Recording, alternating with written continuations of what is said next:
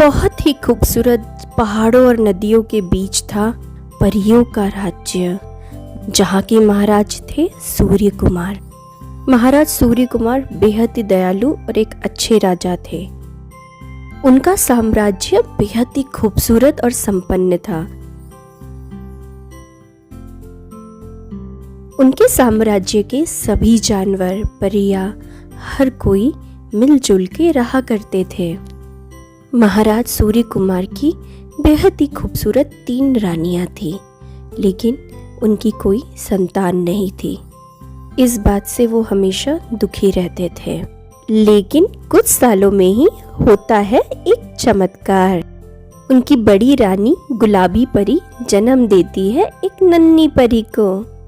महारानी, आज हम बेहद प्रसन्न हैं। आपने हमें इतनी प्यारी बेटी दी है। इस मौके पे हम अपनी प्रजा के लिए एक शानदार जलसा रखना चाहते हैं। नन्ही परी के जन्म की बात सुनकर राज्य के सभी लोग बेहद ही खुश हो जाते हैं। तभी वहाँ राजा के सैनिक आते हैं और प्रजा के बीच एक घोषणा करते हैं। सुनो सुनो सुनो, परीलोक के वासियों, नन्ही परी के जन्म दिवस के अवसर पर महाराज ने सभी प्रजावासियों के लिए एक बहुत बड़ा जलसा रखा है। इस अवसर पर सबसे बेहतरीन पकवान की प्रतियोगिता आयोजित की जाएगी। विजेता को मनचाहा आशीर्वाद दिया जाएगा। ये घोषणा सुनकर सभी बेहद ही एक्साइटेड हो जाते हैं। अरे बिन्नी बहन, तुम क्या लाने वाली हो? मैं तो बहुत ही बढ़िया चीज लेकर जाऊंगी। वो तो वक्त ही बताएगा किसका तोहफा सबसे अच्छा रहेगा। अरे नगीना बहन, तुम जश्न में जाने के लिए आज क्या पहनने वाली हो? मुझे तो कुछ समझ ही नहीं आ रहा है मैं क्या पहनूं। बहन, मुझे तो इस बात की चिंता है, मुझे वहाँ देख के लोग डर न जाए। शुरुआत होती है जश्न की। सारा आसमान फटाकों की आवाज से गूंज रहा था। जश्न में सारे जानवर, पक्षी, परियां सभी आने लग जाते हैं। सभी बेहद ही एक्साइटेड थे आज के जलसे के लिए। महल को बहुत ही खूबसूरती से सजाया गया था। बेहद ही स्वादिष्ट अलग अलग तरह के पकवान थे। सभी वहां जमा हो गए थे और प्रोग्राम शुरू होने का इंतजार करने लगते हैं।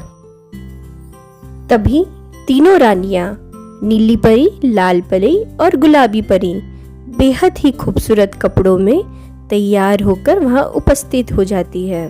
तभी महाराज पधारते हैं। परी नगर के सभी वासियों का अभिवादन है। हमें बहुत खुशी है आप सब यहाँ पधारे। जलसे की शुरुआत की जाए। सबसे पहले वहां पे आती है मिनी बकरी। महाराज की जय हो। महाराज, आज मैंने नन्ही परी के लिए बेहद ही खास लाई है बकरी के दूध से बनी हुई खीर, जो कि बहुत ही ज्यादा पौष्टिक है। फिर वहां आते हैं गुड्डू भालू। महाराज की जय हो। आज हमने लाए हैं नन्ही परी के लिए जादुई बेर। ये ऐसे वैसे बेर नहीं है, 2-3 जंगलों से ढूंढकर फिर मैंने खास चुन के लाए हैं ये बेर। फिर बारी आती है कौवे की। महाराज की जय हो। महाराज की जय हो। महाराज, आज मैंने खास नन्ही परी के लिए बनाई है अपने हाथों से बिरयानी। अब एक एक करके सारे जानवर अपने द्वारा लाई गई व्यंजन दिखाते हैं। महारानियां और महाराज सारे तोहफे देख के खुश थे। हमें बेहद खुशी हो रही है आप सभी के तोहफे देखकर। शुक्रिया। तभी वहां आती है मधुमक्खी। महाराज की जय हो। महाराज की जय हो। महाराज, आज मैंने नन्ही परी के लिए मैंने लाया है मधु, जो कि बेहद स्वादिष्ट है। मधुमक्खी, हमें इसके बारे में विस्तार से बताइए। जी महाराज, ये बेहद ही स्वास्थ्यवर्धक और स्वादिष्ट होती है। महाराज, इस मधु को तैयार करने में हमें बेहद मेहनत लगती है। मैं और मेरी कई सारी साथी मधुमक्खियाँ हजारों फूलों पे बैठकर उनके रसों को चूसती हैं और उससे ये मधु तैयार किया जाता है। लाइए, हम इसका स्वाद ज़रूर चखना चाहेंगे। मधुमक्खी मधु को लेके महाराज के पास जाती है। लीजिए महाराज, इसका स्वाद चखिए। ये तो बहुत ही स्वादिष्ट है, वाह।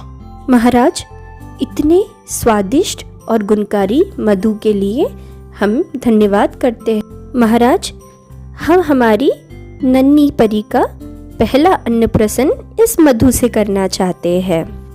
इस प्रतियोगिता का विजेता हम मधुमक्खी को बनाते हैं। मधुमक्खी इतनी मेहनत से फूलों का रस इकट्ठा करती है, पर उसके खुद की सुरक्षा का आज तक कोई इंतजाम नहीं था। हम तुम्हें आशीर्वाद में एक भाला देते हैं जो सदैव तुम्हारे शरीर से जुड़ी होगी, जिससे तुम अपना और अपनों का रक्षा कर सकोगी। पर ध्यान रहे, इसका इस्तेमाल सिर्फ आत्मरक्षा के लिए ही करना। महाराज, आपका बहुत बहुत धन्यवाद मुझे ये आशीर्वाद देने के लिए। नन्ही परी को वहाँ उपस्थित सभी लोगों के बीच लाया जाता है। नन्ही परी को देखकर सारी प्रजा बेहद ही खुश हो जाती है। इस तरह नन्ही परी की वजह से बच्चों को मधु चटाने का रिवाज की शुरुआत होती है और मधुमक्खी को अपना डंक मिलता है।